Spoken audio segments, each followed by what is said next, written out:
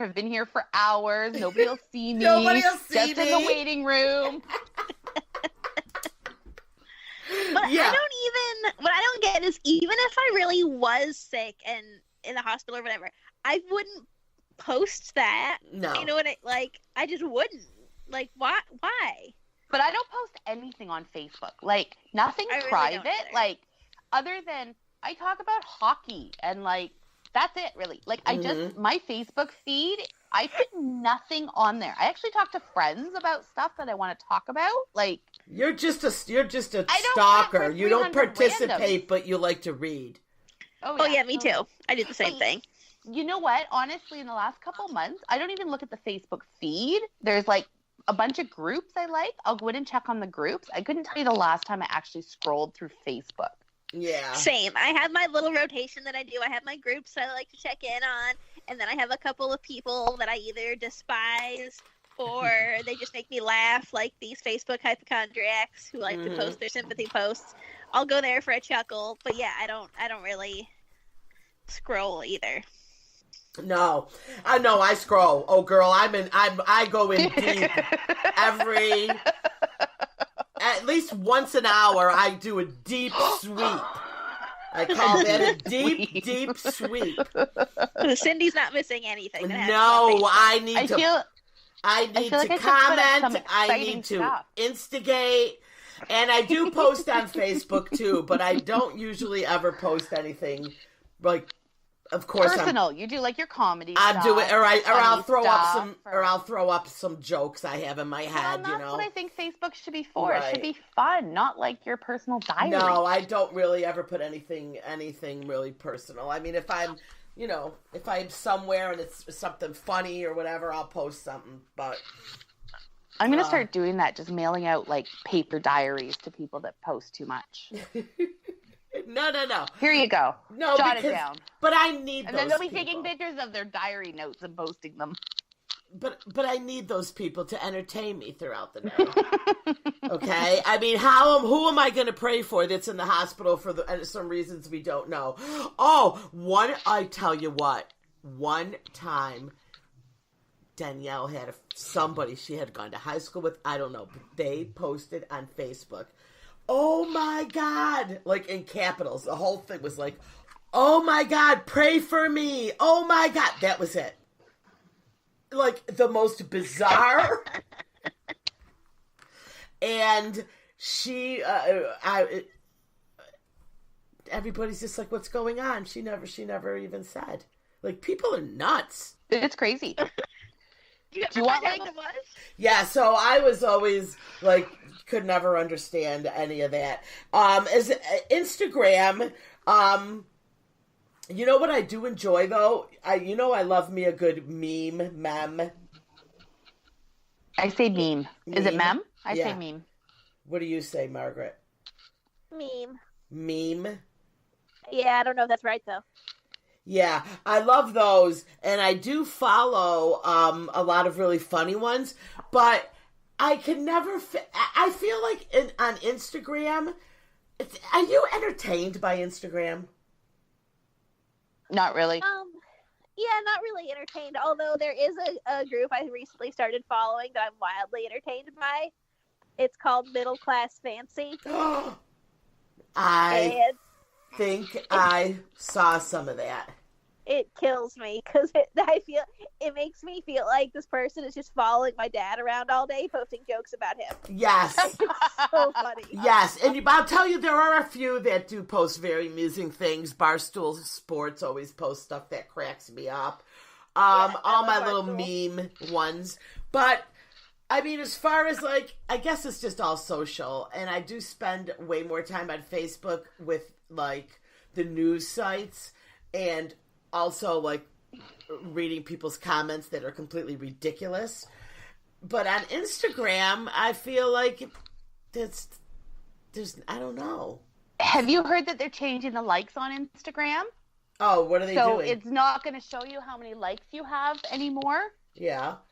And supposedly they're rolling it out in Canada.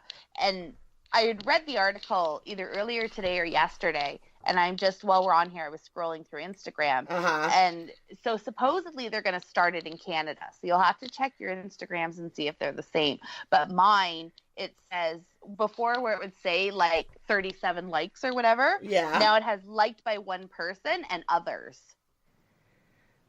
Oh. Instead of having like a number of likes. Uh-oh. I didn't read what the reason was, but that's a bad reason, because you know what?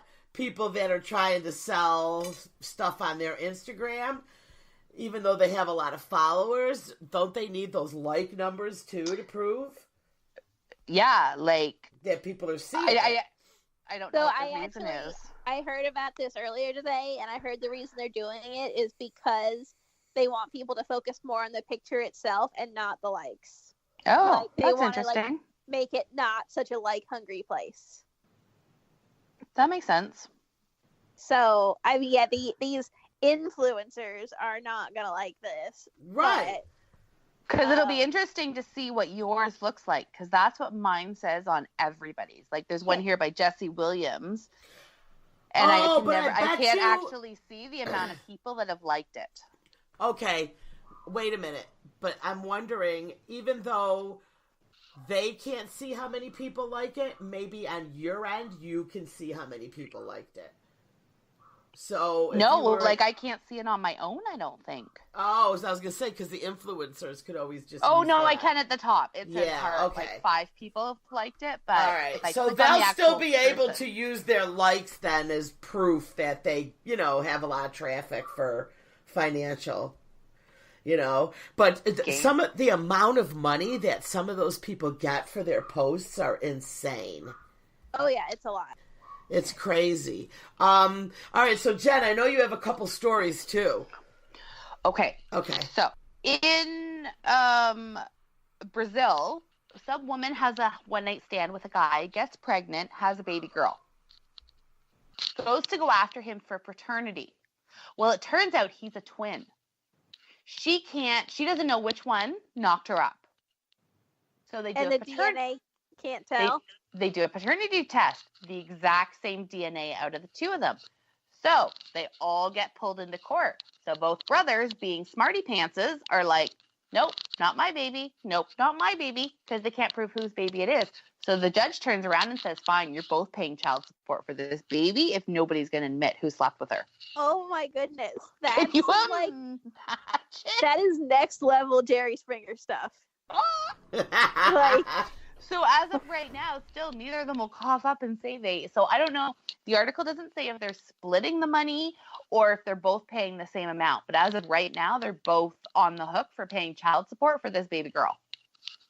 Oh, well, I would think that the other brother would, behind closed doors now, be like, you need to tell the truth because I don't want to pay for this baby. Right? But they're both saying they didn't do it. So I'm assuming they're both paying half. They're not both paying both, or they would just split it.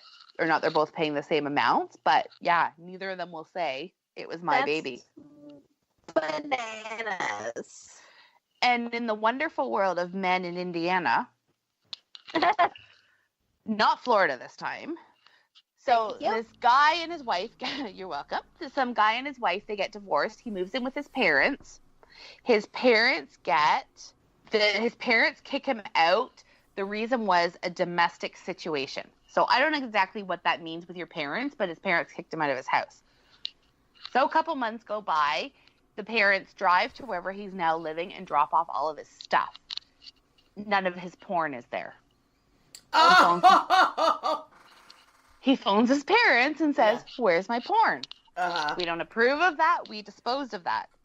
He is claiming it was a $29,000 porn collection, and he is now suing his parents for $29,000 for the porn that they threw out. Well, first of all, I want to know what kind of Neanderthal still has hard copy porn. Right? It's so easy to get free on the internet. That's what I mean. What? Okay, so this is what it included. More than 400 VHS tapes. What the hell do you even play a VHS tape on? Yeah, right? More than 1,600 DVDs, 160 CDs, I didn't even know there was CD porn. I didn't either. And 70 sex toys. 70 sex toys! I mean, this 70! guy must... Wait, This how guy has embarrassing that his parents had to handle that all to throw it out. Oh, I hope they wore gloves. Did I tell you about the Christmas story at my grandparents' house? I don't think so. No, but Okay. we need to hear it. Okay. So, my grandparents are very, very proper. Like, Christmas dinner, everybody's at the table. My grandfather slices the turkey, puts it on a plate. It gets handed to the other end of the table. My grandmother puts all the veggies on it, and everybody eats. Like, it's a very proper meal. So, Christmas dinner, all the kids eat first, and then the adults eat. So the kids are getting restless. So the parents, aunts, and uncles, and everybody are like, okay, like dessert's coming. Kids go in the living room, find a movie, watch a movie. Well, everybody else just chills. Fine. So we go in. They have old farmhouse. They have a TV stand. Behind it, we find like a shopping bag full of VHS tapes. Okay, let's watch a movie. We're all quite little. Put one in, it's porn. The whole bag of movies is freaking porn. Boy. So wait, does that mean this is your grandpa porn? Yeah. Oh boy. Wait. That'll damage you. We were young enough that we knew we shouldn't watch it, but old enough to know that, like, not to talk about it. Like, what it was, and we don't discuss it. So this is probably, I'm guessing 25, 30 years ago this happened. So somehow this Christmas, we get discussing it. And we've always sort of joked about it over the years between the cousins. Like, remember Granddad's porn stash? Oh, my God.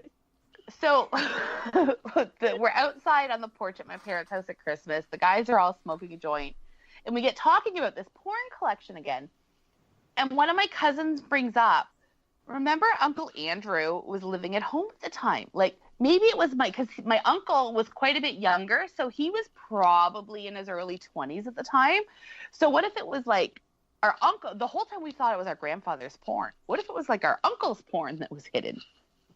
Yeah. I mean, is either one any better? Well, so by then we've had a lot to drink. So we pulled my uncle outside on the porch. Oh, no. We're like, we got a question for you. We tell him the story. He's like, no, pretty sure it's not. So after exactly what you just said, we're all just like, yeah, it was no better getting that answer. Right. Well, so wait, Either way. What do you believe? Do you think it was your uncle's or your grandpa's? I'm thinking probably my grandfather's, because when they got a computer, it was in the office and we were using it, and me and my cousin Matt were playing on the computer looking for something, and that's when, like, because now porn's really hidden, like it doesn't come back up in your search history. Right. Back when, like, internet first started, it still did, and oh Lord help me if any of my family's listening to this. Matt's listening, but nobody else is, so it's okay if Matt's listening. So Matt and I, whatever we searched, up in the search bar comes like schoolgirl something. Oh no! And by then my uncle was married with his own kids, so he definitely wasn't at my grandparents' house watching porn. I'm dead. Like, I'm mortified. It is not even my I'm mortified saying it. Oh my God. So yeah. Oh. Saying that though, my grandfather was in his 80s when he passed away, and he always had jet black hair till the day he died. And we always teased him that he dyed it, but it was natural. So I guess there's something about that libido and, like, yeah. He was a virile young man, right? He was a very young man at heart. Yeah. Oh God. I want to make more jokes with your grandpa, and I feel weird about it. Yeah, you can do it. It's good. He would laugh. Did I tell you about it? When he passed away? So my grandmother, she's very, very sneaky. She's quite a good singer. And they were part of one church, but she didn't really like their choir. So she joined another church because they had the better choir, and she wanted to sing in that choir. And where they lived, a minister lived across the road from them from a third church. So when my grandfather passed away, she couldn't have the funeral in the church because